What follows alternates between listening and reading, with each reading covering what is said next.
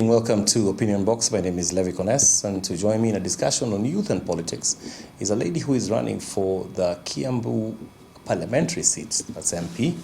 Her name is Rina Hatsika. Yes. Hiyo sasa ndio inaturusha mbali sana. Hatsika. Yes. Welcome. Thank you so much. Glad to have you here. I'm happy to be here. Yeah. Yes. So who's Rina? My name is Rina Hatsika.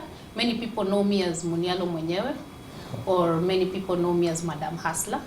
Actually, Madam Hustler was given by the people is because I'm a young lady who represents young people in business. I've been running my business the last 9 years. So what business is that? I do setup and decoration for events and functions. So I do all types of events, but mostly I focus on corporate and institutions. Okay. So throughout my 9-year gap, many people, they have known me up and down. So they used to call me, hey, you're a hustler. And you're a hustler. So they gave me Madam Hustler name. Okay. Yes. Na hii siasa ilianza wapi? Siasa I started, I can say this is my 9th year. 9th or 8th years in politics. 2017 I vied for an MCS seat, KIAMBU Township. And I can say I'm very grateful and I'm happy for the people of KIAMBU because they gave me a very good reception. They accepted me and they voted for me also because I was number 3 out of 10 in 2017. So, and this time round, my people still in KIAMBU, they told me, you can do it. You can do it and go ahead and even vie for a slightly higher post. Yes. You're not scared? You didn't say... I can say, yes, in everything, whenever in life you're trying to scale up, whether you're trying to scale on a personal level, on business, when you're running a business and whenever you're trying to expand, there's always that scare that you'll always be in, even when you're a leader. So, but when you have that passion within you, and that is the driving force, and every day you continue to stay focused and you see the end rather than the... They say a little fear is good. A little fear is good. A little fear is good. If good. it doesn't scare you, then it's a foolish idea. Yes. You know? Yeah, but yes. So that is where I started. And this time round, I came to vie for a parliamentary seat. Still the same area, KIAMBU town. Yeah. Yes. Now, interestingly, you know, in fact, the first time I saw your name, and I even gave it to our graphics guy, and he said, are you sure? Are you sure she's the KIAMBU? one? I know. Tell me about KIAMBU. Why KIAMBU, and how did you get so comfortable? I can say I've stayed in KIAMBU and lived in KIAMBU for like almost 15 years. Almost 15 years. Many people don't believe it because I am Luya, but I'm staying in KIAMBU. And this is one thing that I would also like to encourage Kenyans. You can be a Kisii and you're staying in Mombasa. Don't be scared because that is where you pay your tax. So be accounted and also let the people in that area and the leaders in that area to be accounted also, to be accountable for your tax. So make sure it is 2 ways. You can lead whenever you are because you are staying in that area. Like for example, if you're staying, we take it for example, if you're staying in Embu, you're taking your children in that area, right? That is where when you're sick, you'll go to the hospital. That is where you'll make your payment. You'll not make your payment for any kind of service in Rift Valley, simply because your motherland is Rift Valley. So it means almost 90% of the tax that you are paying is going towards that area. Yeah. Yes. So just, that is what I'm telling Kenyans. At this point in time, look for the leaders who are able to serve you. Yeah, that's a good thing. Although we say Kenya is a highly, tribally charged country. It is. You know, when you were starting out 2017. That's the truth. We cannot run away from it. Yeah. It is. Did the question come up, yes, like, call it as it is. Call it as it is, yes. Just call a spade a spade. Yeah. In our country, we are still tribalistic. Yeah. That's the truth. How are you navigating that? Because, that's a a big issue, because they would say Kiambu, as much as it's near Nairobi, is not as cosmopolitan as Nairobi would be. Yes. Yes. There's still a lot of indigenous people there. Yes. So it makes the majority. Yeah. So for you, how have you overcome that hurdle? What do you tell the people when you get the question? So unatoka wapi? Who are your parents? What do you say?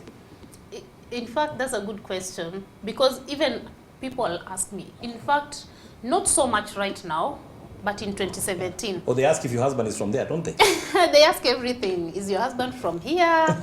Are you married here? Yeah. How have you arrived here? Just my name. I can say it is the one that, how can I say it? It cheats me or it sells me. Because people could just say, Munialo is not a Kiambu name. So people call you like, okay, Munialo. Then they ask, okay, your second name? So some people expect maybe to be Munialo Kamau. Maybe you're Munialo and you're married to a Kamau. Yes. Or Munialo Njoroge. So Munialo, the second name is Hatsika. They're like, what is, So there used to be that question a lot. And I used to tell people, I'm one of the people that live with you guys. And most people, they know, because I've done several projects in Kiambu. I have a project that even it is ongoing. I started the project, I think, in 2013.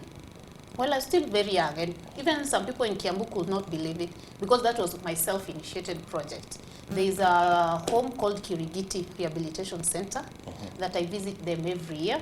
Even when you visit that center, you'll find they have written my name somewhere to acknowledge me, and I'm grateful to that institution. Oh, nice. So yeah, so once in a while there was a time I took to them a water tank, a big water tank, because it is a home for young girls, and I have passion for young girls. And most young girls, they ask me, how did you reach where you are? What did you do? So I tell them it's step by step, and I also try to empower young women. So that institution, it is an institution for young women that every year they call me to talk to them, to give them a talk. Yes. Yeah, and but definitely you must be having some hope in Kiambu, because you did it the first time. Yes. You didn't change your name. I didn't. In running the second time. Yes. Did you find an indigenous man to... I found a man, but not from Kiambu. Yes, so, from the other... So here you are going on. So there must be some hope you're having. Yes. In terms of, in saying, the people are seeing me for who I am. Yes. Not where I come from. Yes. In a country like ours, at a point like this, where we're coming to another election, with previous elections having been based so much on, because we talk about numbers, we say, what are your numbers? And the numbers we are peddling on the table are usually tribal numbers. Yes. How do you think that will pan out for you? And do you think we have matured enough for you to get favorable consideration as you run for this seat? We are not yet there, but we are getting there. As a country, we are not yet there that we can say people are voting squarely on agenda.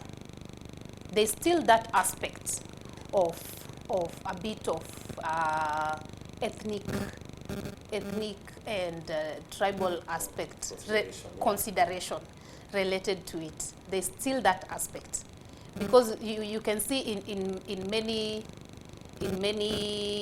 areas, even when the coalitions are being formed. Yes, you can see even the formation of the country's coalition. This community is coming, they're saying we are coming in with this number of votes. So we are coming in with this number of, what do we say? Against our vote, this is what we want. Yes. Because this is what we are bringing to the table. So as a country, yes, we are heading there, and this is what I'll also like to encourage my fellow youth. Don't be afraid to marry someone who is not from your tribe. Don't be afraid, because it's the only way. Maybe right now you'll be able to come to a point whereby you'll appreciate other people, their way of life and their tribe, the way they live. Don't be afraid, because it is us young people.